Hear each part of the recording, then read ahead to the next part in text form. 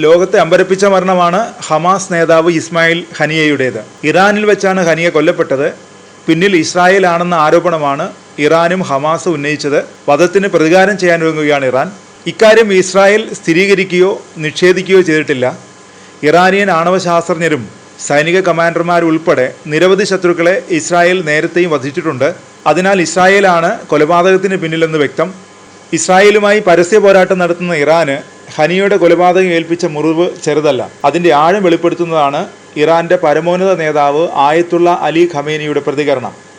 ഇസ്രായേലിനെ നേരിട്ട് ആക്രമിക്കാൻ ഖമേനി ഉത്തരവിട്ടതായി ന്യൂയോർക്ക് ടൈംസ് റിപ്പോർട്ട് ചെയ്തു. ബുധനാഴ്ച രാവിലെ ഇറാന്റെ പരമോന്നത ദേശീയ സുരക്ഷാ കൗൺസിലിന്റെ അടിയന്തര യോഗത്തിലാണ് ഖമേനി ആക്രമണത്തിന് ഉത്തരവിട്ടതെന്ന് ഇറാനിയൻ ഉദ്യോഗസ്ഥരെ ഉദ്ധരിച്ചുള്ള റിപ്പോർട്ടിൽ പറയുന്നു. ഇറാൻ നേരിട്ട് തിരിച്ചടിക്കുമെന്ന് ഖമേനി പരസ്യമായി തന്നെ സൂചിപ്പിച്ചിരുന്നു. ഹനിയയുടെ രക്തത്തിന് പ്രതികാരം ചെയ്യേണ്ടത് കടമയായി കാണുന്നുവെന്നാണ് ഖമേനി പറഞ്ഞത്.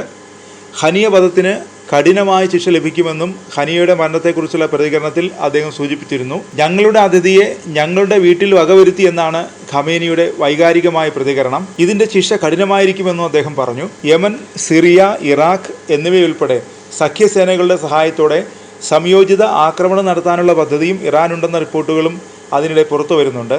ഹനിയയുടെ വധത്തോടെ പശ്ചിമേഷ്യയിലെ സംഘർഷം രൂക്ഷമായി മാറി.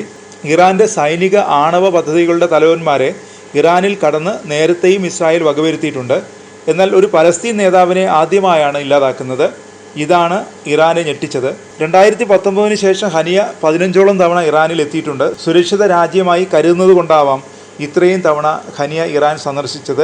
ഹനിയയുടെ വധം ഇറാന്റെ അഭിമാനത്തിനേറ്റ വലിയ അടിയാണ്. കഴിഞ്ഞ മാസം തിരഞ്ഞെടുക്കപ്പെട്ട പ്രസിഡന്റ് മസൂദ് പെസഷ്കിയാന്റെ സത്യപ്രതിജ്ഞാ ചടങ്ങിൽ പങ്കെടുക്കാനാണ് ഹനിയ ഇറാനിലെത്തിയത്. 24 മണിക്കൂറിനിടെ 2 ആക്രമണങ്ങളാണ് ഇസ്രായേൽ നടത്തിയത്.